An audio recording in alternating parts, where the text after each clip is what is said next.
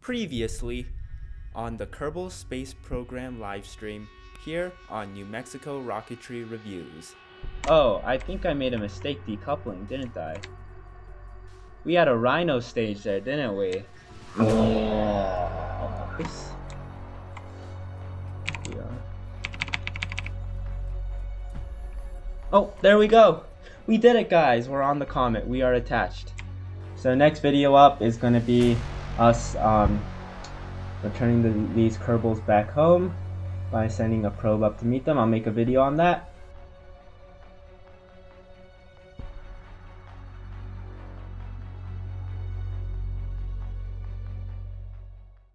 Welcome, ladies and gentlemen, to our next Kerbal Space Program video.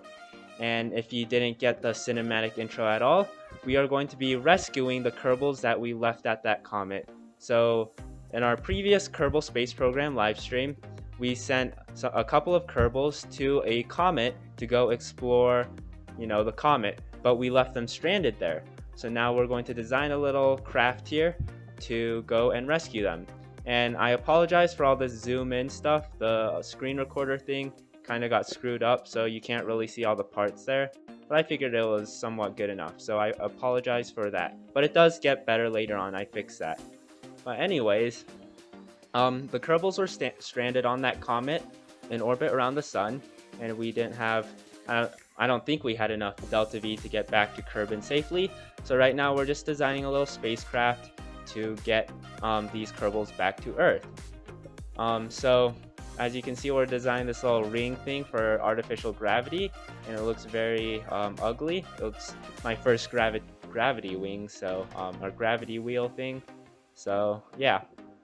Anyways, this needs to fit several Kerbals. I think it was 4 Kerbals. So we're gonna have tons of space on there, way more than we need, because this is obviously very overkill. So pretty much this thing will dock with that Comet Hunter thing.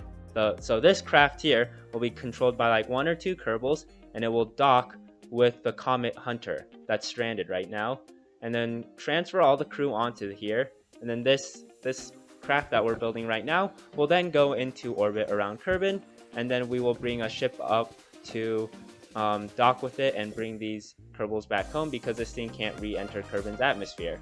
So yeah. So this is a very long video today. As you can see, it's around 30 minutes.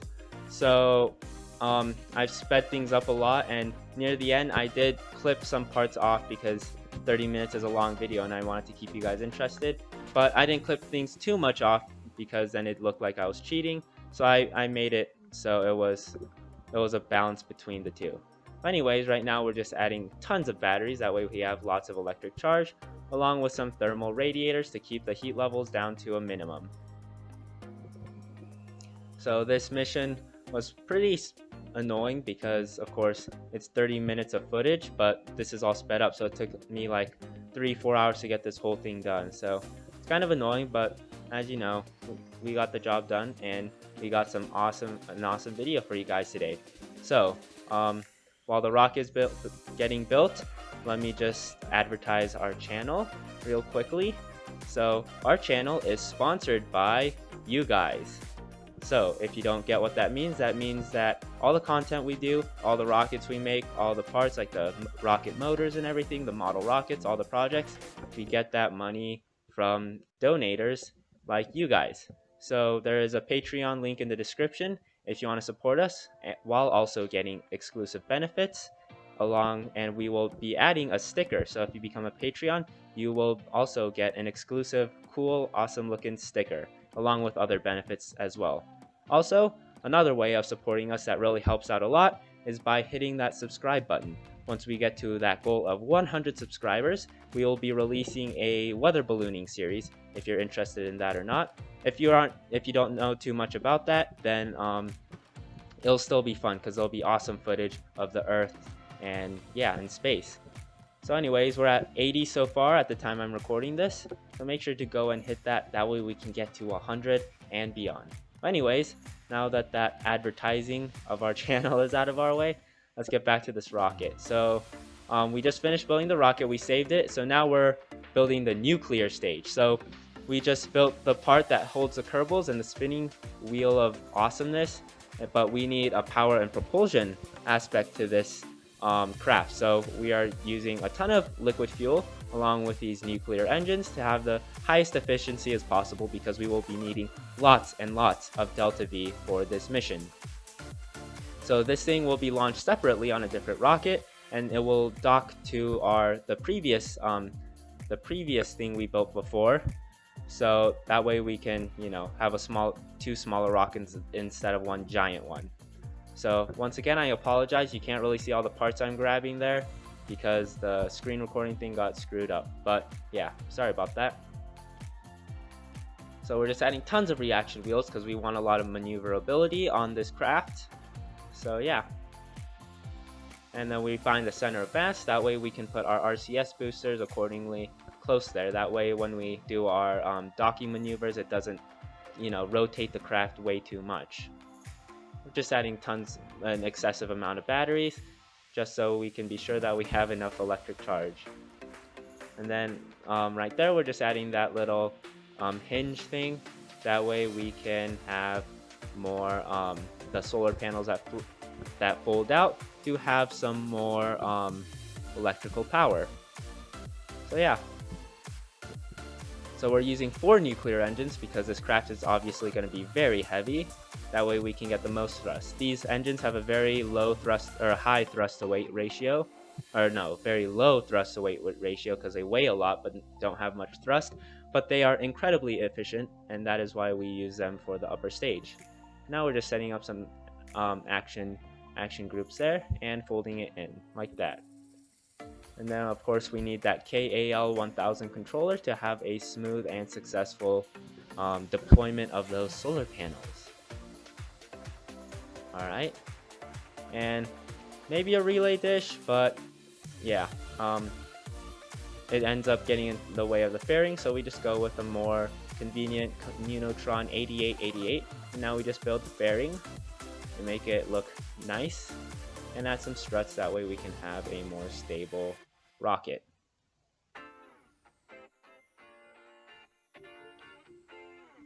So now we're going to add that Poodle Engine. That way we can dock with that previous node successfully. So we have been recording our how-to video on the wireless launch pad. So by the time you see this, it may or may not be out. Probably will, because it will be out soon. So make sure you guys check that out if you're also interested in model rocketry as well.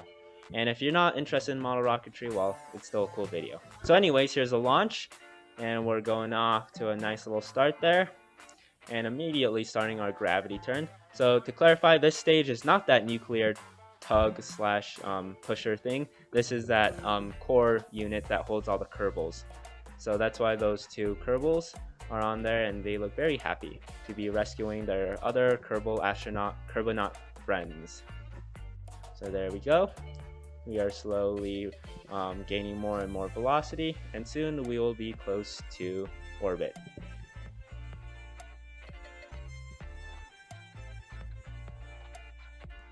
Awesome. So we're shooting for an apoapsis of, I think it was around 120,000. That way we could just be high above Kerbin's atmosphere. So yeah, and now we have a little deployment of the fairings right now. Perfect. With that clamshell deploy. And now we can get into orbit. Just speeding up the footage here, that way we can get through this video a bit quicker. And we're just using those 2 vector engines to quickly accelerate us into orbit. Now we are successfully in orbit, and we had way more Delta V than we needed, so we could just throw those Rhino engines and those vector away. That was not used at all, and also throw that stage away. And we are now successfully in orbit, and we can try out this spinning system. So at first it was just going crazy there, but then I adjusted the settings a bit. It took a while.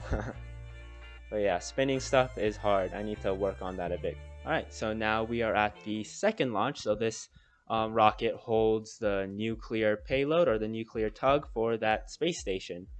And you may be thinking, this looks a lot like Matt Lauen's solar station. And I kind of based the design off of his, although there are many differences.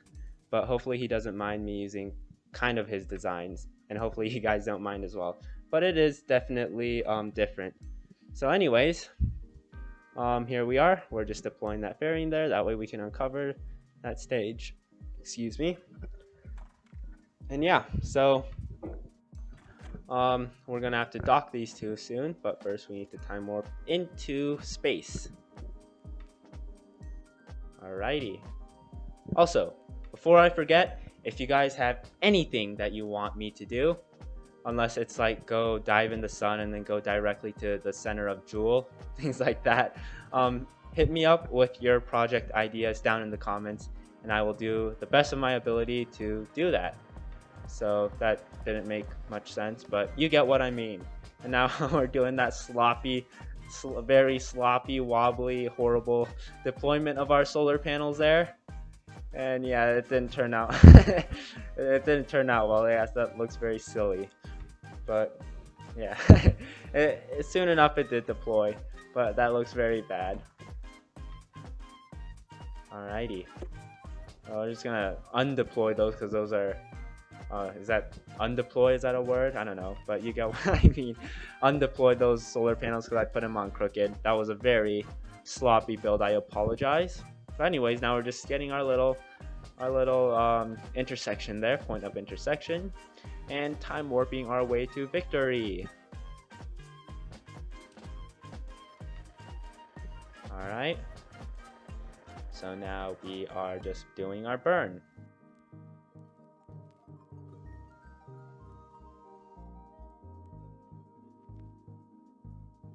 All right, it's a nice looking stage that looks like a whale with wings and wings coming out of the wings, and yeah.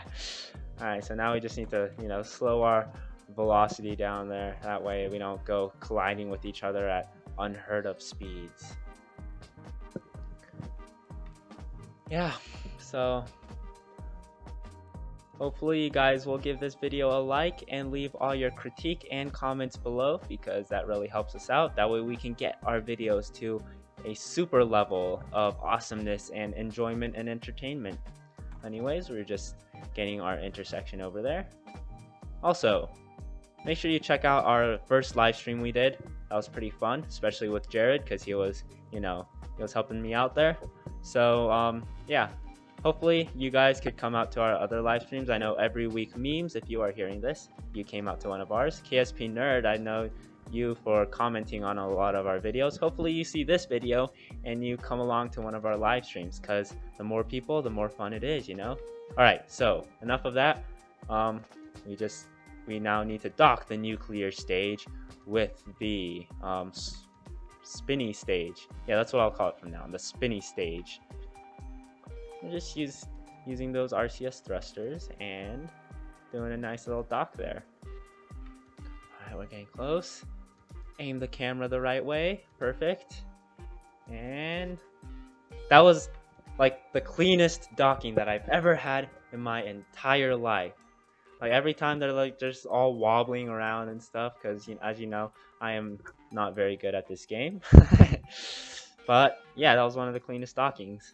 I think it was because, I don't know, doing these videos has made me a lot better at KSP. So now we're just, setting up the intersection with that, the Comet Hunter. So if you don't get it already, the Comet Hunter is what's stranded. The spinny stage is the part where the top part of our rescue ship, and the nuclear stage is that part with the fuel tanks and the solar panels and looks like a whale with wings on the wings. Anyways, here we are, and just burning our fuel and yeah, setting up that encounter. I honestly probably could have cut this footage a bit and sped it up a bit more and made this video a bit shorter, but it's fun doing this little voiceovers and goofing off a little bit, Alright, so now we're just maneuvering to our maneuver node and starting our burn up. And yeah, it's just a long burn and we just have to sit here and wait, and yeah. Anyways, let me tell you a little secret here. I have been looking into some reaction wheels, not like Kerbal Space Program reaction wheels, actual physical reaction wheels for our model rockets to control roll. And of course, that's not the best way to control roll on a rocket. Probably like rollerons, is that what you call it? Like the fins that move is probably the better solution and easier. But I like the challenge, and I want something like that has to do with Kerbal Space Program. So I'm thinking about giving a shot at making a reaction wheel control system for our rockets. And hopefully, maybe there's a very slight chance Joe Barnard is listening to us. I know he's come out to one of our streams. I would love it if you or someone who's an expert could help me out with these reaction wheels, because I know little to nothing about physics and all that inertia and yeah, stuff. So hopefully I can get some help on that, but if not, I think I can maybe figure it out. I have hooked up some motors to an H bridge and an Arduino, and I figured out how to make it switch direction, but that's it for now. Anyways, yeah, we're just trying to find a cheap way to get an encounter there, and I'm not very good at finding encounters, but yeah, get the job done. We're just switching over to the Comet ship there. As you can see, it's getting closer to the sun, so it's starting to melt off and create that iconic, what do you call that? Smoke, haze, like trail thing. You know what I'm talking about. But anyways, I figured it'd be easier to get an encounter with that rocket, and I want to direct your eyes to that fuel gauge. And as you can see, it is like, what is that? A third full, maybe maybe a quarter full. And I forgot to. You see, I have a drill and convertotrons there. Oh, cinematic shot right there.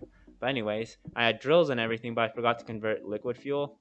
So I did actually end up filling up on fuel off screen here, going back to a quick save, So don't judge me. Don't be suspicious when you see the fuel gauges all full all of a sudden in a few seconds here, because I did actually end up going back to a quick save and then filling up my fuel tanks once again. Anyways, here we are. Just a little time warp, cool looking thing there. So yeah, it's a long warp because our orbit is very large. We're slowly gaining velocity. And of course, the better place to put that interception or point of intersection would be at the apoapsis, because that is when the velocity of the craft is a lot lower.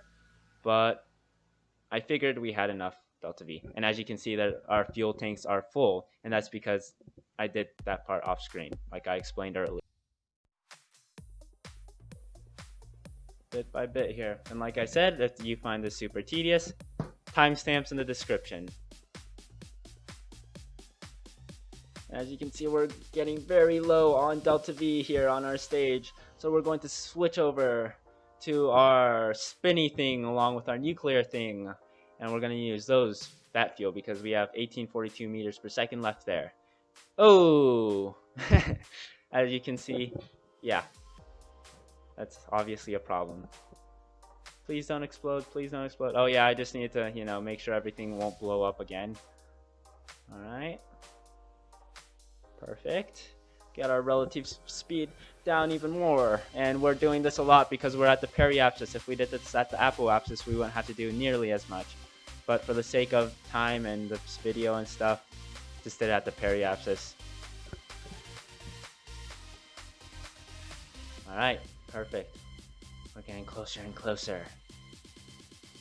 Alright, separation is 0.2 kilometers. Oh, kind of screwed up that burn there.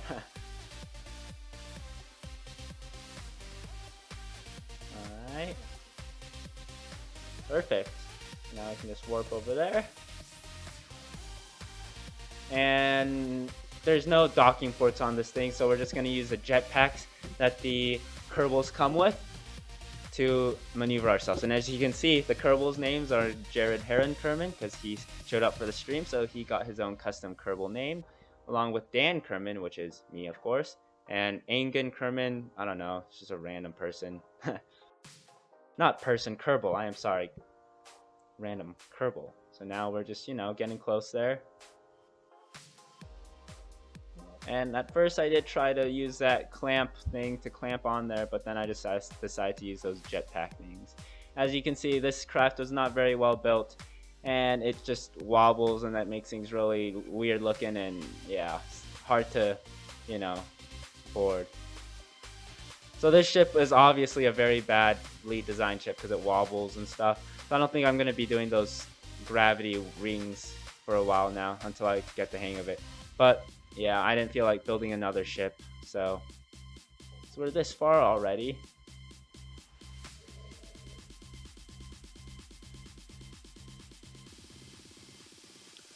Alright, so now we're just transferring crew and whatever.